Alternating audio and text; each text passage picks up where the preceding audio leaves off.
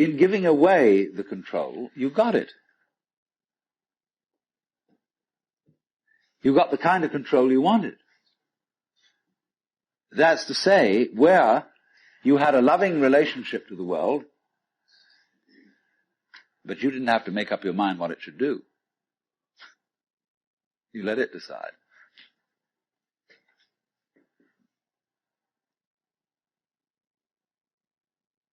Now, do you see that's how your bodies work? You don't have to make up your mind what your nerve cells are going to do. You've delegated all that authority. If the President of the United States has to lay awake at nights thinking what every official under his command is going to do, he can't be president. He's got to make an act of trust in all those subordinates to be responsible and carry on their things in just the same way as you make an act of trust to all your subordinate organs to carry on their functions without you having to tell them what to do. And this is the secret of what we will call organic power as distinct from political power. Lao Tzu puts it in this way: the great Tao flows everywhere, both to the left and to the right. It loves and nourishes all things, but does not lord it over them. And when merits are accomplished, it lays no claim to them. The more, therefore, you relinquish power, trust others, the more powerful you become. But in such a way that instead of having to lie awake nights controlling everything, you do it beautifully by trusting the job to everyone else. And they carry it on for you. So you can go to sleep at night and trust your nervous system to wake you up in the morning. You can even tell it, I want to wake up at 6 o'clock, and it'll wake you up just like an alarm clock. This seems a sort of paradox to say this, but the principle of unity, of coming to a sense of oneness with the whole of the rest of the universe, is not to try to obtain power over the rest of the universe. That will only disturb it and antagonize it and make it seem less one with you than ever. The way to become one with the universe is to trust it as another, as you would another, and say, let's see what you're going to do. But in doing that, you see, in saying that to everything else that you have been taught to think is not you, you are also saying it to yourself.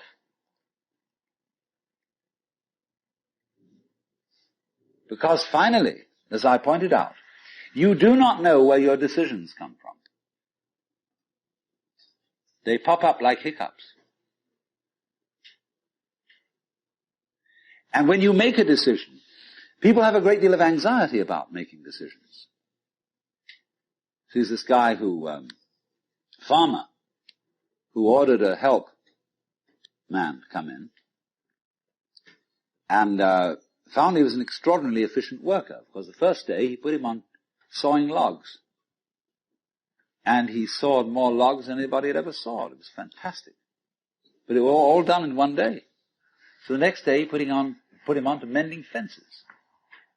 And there were all kinds of broken fences around the farm, and in one day he had the whole thing done. So he thought, what am I going to do with this guy? So he took him down into a basement and said, look, here are all the potatoes that have come in from this harvest. And I want you to sort them into 3 groups. Those that we sell, those that we use for seeding, and those that we throw away. So he left him at that. At the end of the day, the laborer came back and said, well, that's enough, mister. I quit. Oh, he said, you can't quit. I've never had such an excellent worker. I'll raise your salary. I'll do anything to keep you around here. I said, no. It's all right mending fences and chopping wood, but this potato business is decision after decision after decision after decision.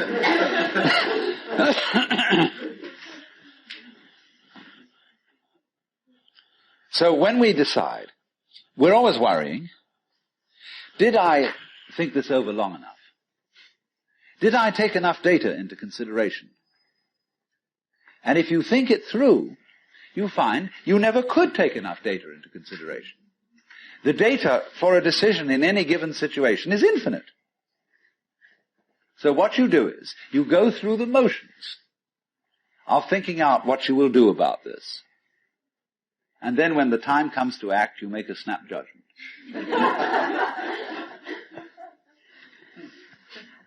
I mean, I'm speaking a little extremely, making some fun of it and so on, because after all, we do occasionally get the vague outlines of things and make a right decision on rational grounds. But we fortunately forget the variables that could have interfered with this coming out right. It's amazing how often it works. But warriors are people who think of all the variables beyond their control and what might happen. So then when you make a decision, and it works out all right,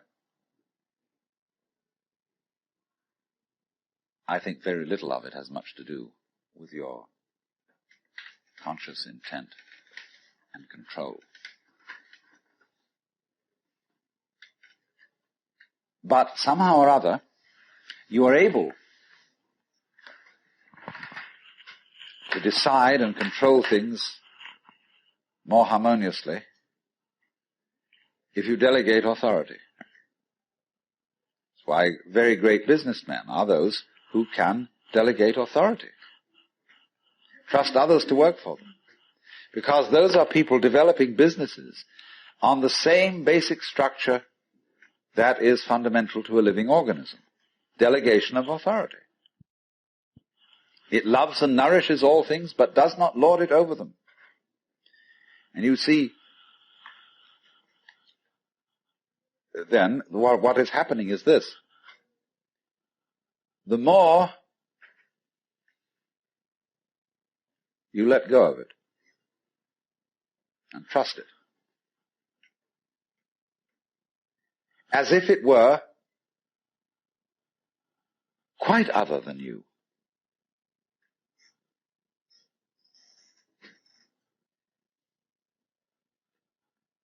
the more you realize the inseparable identity of self and other.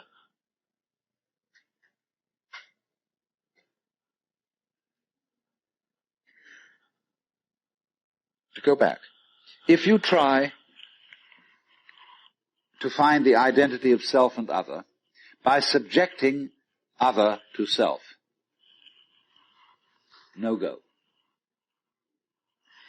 If, on the other hand, you find it through giving self, that is control, over to other, and trusting that, you may make a mistake. You may make a bad gamble. But in the long run, you're acting on a principle which has the backing of evolution. This is the way biological evolution goes on. Constant delegation of authority. That's why, obviously, the democracy is superior to the monarchy. It was de Tocqueville who said that democracy is always right, but for the wrong reasons. Because there is operating in a democracy the principle that Buckminster Fuller calls synergy. And synergy is the intelligence of a highly complex system, the nature of which is always unknown to the individual members. Because that goes back again to this point, that we're always entering a new environment. We don't ever know fully what the new environment is, because the only environments we know are the past ones. There is always then operating in the development of cellular life on any level a new way of organization, higher than any existing form, and we're not aware of it until after it's happened. if you ever saw, for example, the film Kon-Tiki, this man figured out a few things as to how to make a balsa wood raft to sail from South America to the Pacific Islands. But once he had set this in motion, he discovered that all sorts of unexpected factors cooperated with him. That when the wood got wet, it expanded so that the ties bit into it and held it completely secure. He had never expected that. And he found that as he sailed along, a flying fish would simply alight flat on the deck every morning for breakfast. That all kinds of natural factors, it was just, he had touched a key where he was flowing with the course of nature, and everything cooperated with him. Because he had touched the key. He had made the act of faith. And he was just picking up, in other words, a practice which had been hundreds and hundreds of years ago, had been followed by others who had worked it out by their great ecological awareness.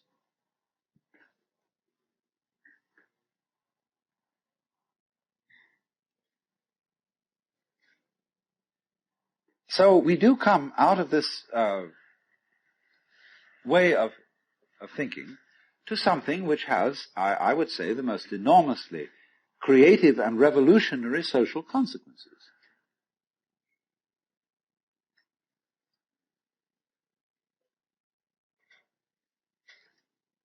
That it has become not virtuous, not self-sacrificing, not anything like that. It has become the hardest practical politics to let go control to others, to give up trying to dominate the scene.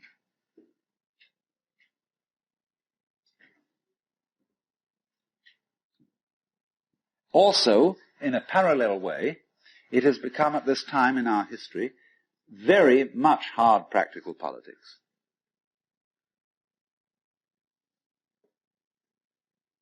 To learn how to enjoy ourselves. You can go to the Protestant people with their Protestant ethic who are against this kind of thing, and now say to them with great glee, it is your solemn duty to learn how to enjoy yourself. Why? Because in an age of leisure, people have really got to know how to enjoy themselves. Because if they don't, they'll smash the whole future of the human race.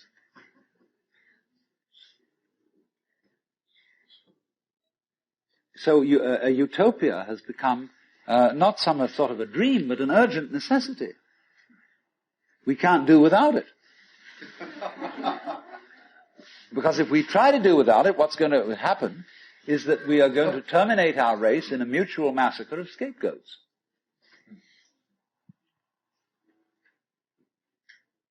And so the present paranoia in the United States that is going on, where everybody is thinking up a new scapegoat and how great it will be to demolish them or get them out of power, all this kind of bickering and right and left politics has become irrelevant.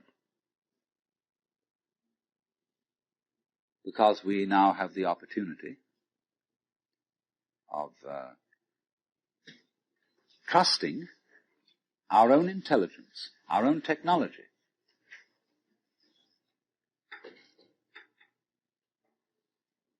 to take the risk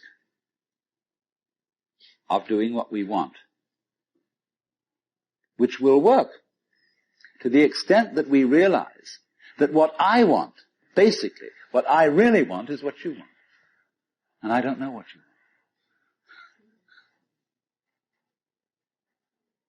It surprised me.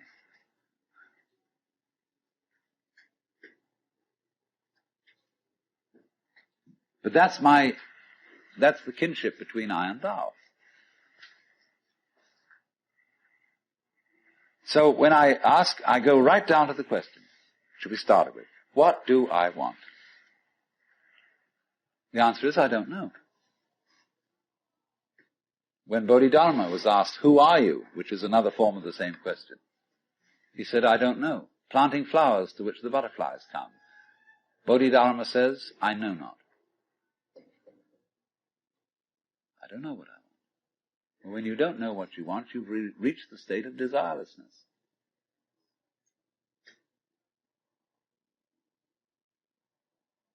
When you really don't know. You see, there's a beginning stage of not knowing, and there's an ending stage of not knowing. In the beginning stage, you don't know what you want because you haven't thought about it, or you've only thought superficially. And then when somebody forces you to think about it and go through and say, yeah, I think I'd like this, I think I'd like that, I think I'd like the other, there's the middle stage. Then you get beyond that. Say, is that what I really want? In the end you say, no, I don't think that's it. I might be satisfied with it for a while, and I wouldn't turn my nose up at it. But it's not really what I want. Why don't you really know what you want? 2 reasons that you don't really know what you want. Number 1, you have it. Number 2, you don't know yourself. Because you never can. The Godhead is never an object of its own knowledge. Just as a knife doesn't cut itself, fire doesn't burn itself, light doesn't illumine itself. It's always an endless mystery to itself. I don't know. And this I don't know, uttered in the infinite interior of the spirit,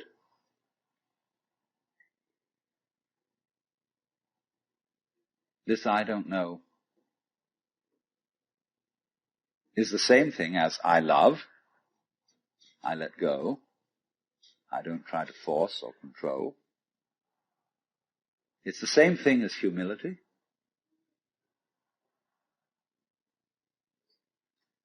And so the Upanishads say,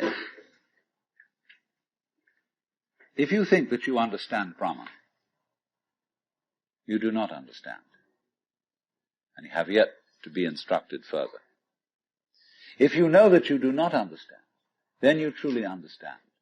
For the Brahman is unknown to those who know it, and known to those who know it not.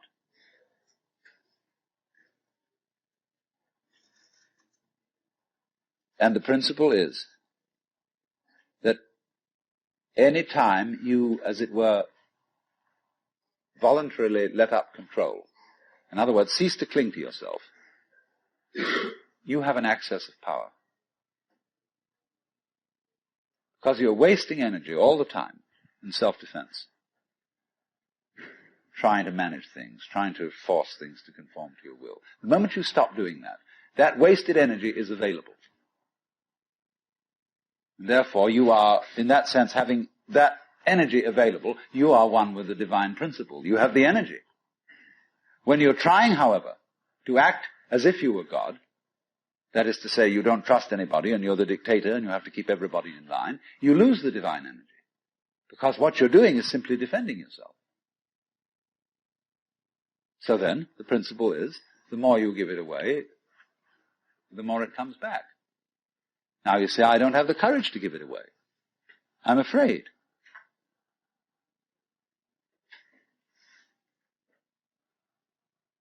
And you can only overcome that by realizing, you better give it away because there's no way of holding on to it.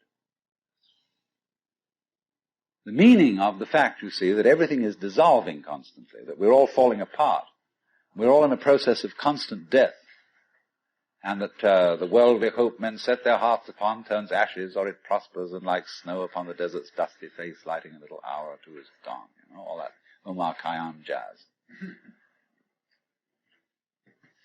You know, the cloud-capped towers, the gorgeous palaces, the great globe itself, I, all which it inherits, shall dissolve, and like this insubstantial pageant faded, leave not a rack behind. All falling apart. Everything is. That's the great assistance to you. See, that fact that everything is in decay is your helper. That is allowing you that you don't have to let go because there's nothing to hold on to. It's achieved for you, in other words, by the process of nature. So once you see that you just don't have a prayer, and it's all washed up, and that you will vanish and leave not a rack behind, and you really get with that, suddenly you find you have the power. This enormous access of energy.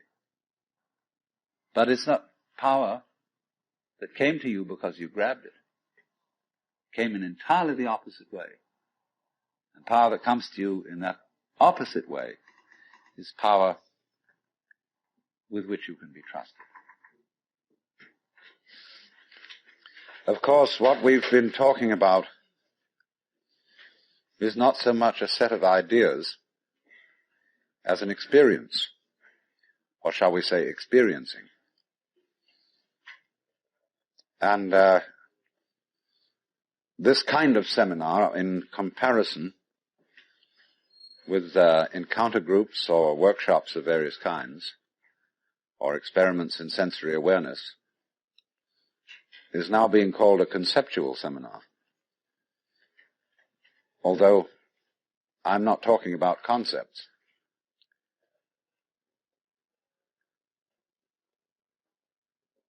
But the crucial question arises that an understanding, a real feeling understanding, of the polar relationship between the individual and the world is something that operates, as we say, in your bones, and isn't just a view that you hold or a belief that you hold. It's so curious that the emphasis of the Western tradition in religion is primarily upon right belief. Do you believe in the right dogmas and the right doctrines? And only secondarily upon right action. Because what you believe is, in Christianity at any rate, far more important than what you do. Because one is saved through faith, not by works. And early in its history, the Christian church rejected the movement in the church which had been known as Gnosticism, from the Greek gnosis, which means knowledge. And in a way, there were some sound reasons for doing so. Because the Gnostics were what I would call anti-materialists. They divided human beings into three classes that were called, respectively, pneumatic, psychic, and hylic. The last one being H-Y-L-I-C, from the Greek hyli, or they would call it now ile, meaning wood. So the people were spiritual, psychological, and wooden. And that is to say, the wooden people were those most absorbed in materiality and most closely identified with their bodies. And Orthodox Christianity rejected this sort of distinction because of the perfectly correct idea that material existence is not inconsistent with spirituality. This is something which most Christians have forgotten. But they do believe, as the central principle of Christianity, in what's called the incarnation. That in the Jesus of Nazareth, Almighty God did in fact become material, become human. And by this process, initiated a transformation of the cosmos. In the words of St. Athanasius, God became man, that man might become God. And you don't hear that from the pulpit very often. The Christian church therefore emphasized pistis or faith as against gnosis or knowledge. Because they said you can never know God. God could never become an object of knowledge. And in this funny roundabout way, the Christian theologians were saying exactly the same thing as the Hindus. Only the Hindus do call this knowledge of God through faith, they call it jnana, which is the same as the Greek word gnosis. But just to give you a little sidelight on how words get mixed up in their meanings, we now have a class of person called an agnostic. And an agnostic generally means a person who doesn't commit himself to any beliefs about the ultimate nature of things. He just says he doesn't know. But the original word, agnosia in Greek, meant a special kind of knowledge. It was called the dark knowledge of God. The knowledge of God in the cloud of unknowing, to use the title of a mystical treatise written by an anonymous 14th century English monk. This monk derived his ideas from a very mysterious figure who wrote under the name of Dionysius the Areopagite. Dionysius was a 5th or 6th century Syrian monk who had learned his mysticism from Porphyry, who got it from Plotinus, who was a Neoplatonist, and who probably got a great deal of stimulation from the intellectual world of Alexandria. And Alexandria, in the early years of the Christian era, was a tremendous exchange place between East and West. Buddhist monks visited Alexandria. It was one of the great centers of trade between Rome and India. And as you may know, all Rome's gold eventually went to India for the purchase of pepper. And as a result of this, the Roman economy collapsed. They bought too much luxury from India. India, in exchange, got Roman architecture. And you'll see a lot of Roman architecture in Indian temples. But Alexandria was the great center for the Gnostics and for Christian theology. And some of the greatest theologians, Clement, Origen, Athanasius, St. Cyril, all worked out of Alexandria. Well, now going back to this strange monk, Dionysius, it was he who first put around the idea in Christian circles that there was such a thing of the knowledge as the knowledge of God by faith. By agnosia, really, by unknowing. And he, in a book which he wrote, very short book called the Theologia Mystica, he wrote a treatise on the higher knowledge of God, which might be quoted directly from the Upanishads in certain parts of it. The last section of it reads like the Mandukya Upanishad, because it's a series of negations. It says what God is not. And he goes very far, because he says that God is not one. He says our idea of unity falls far short of what God is. So does our idea of Trinity. So does our idea of spirit, our idea of mind, of justice, of love. All these things are not really God. And he says in another place, if anybody, having seen God, understood what he had seen, what he would have seen would not have been God, but some creature of God, less than God, some sort of angel or something like that. It's perfectly amazing to consider the influence that this